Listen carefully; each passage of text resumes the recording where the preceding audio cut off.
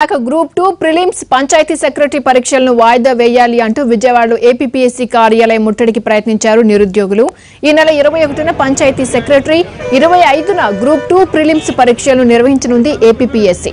అకస్మాత్తుగా ఎన్నికలు రావడంతో పరీక్షలను వాయిదా వేయాలి అంటూ ధర్నాకు దిగారు నిరుద్యోగ జేఏసీ నాయకులు. ఈ నెల 21న గుడ్ ఫ్రైడే, తెలంగాణలో ఎస్ఏ పరీక్ష కూడా అదే రోజున ఉండటంతో వాయిదా వేయాలంటూ డిమాండ్ చేశారు.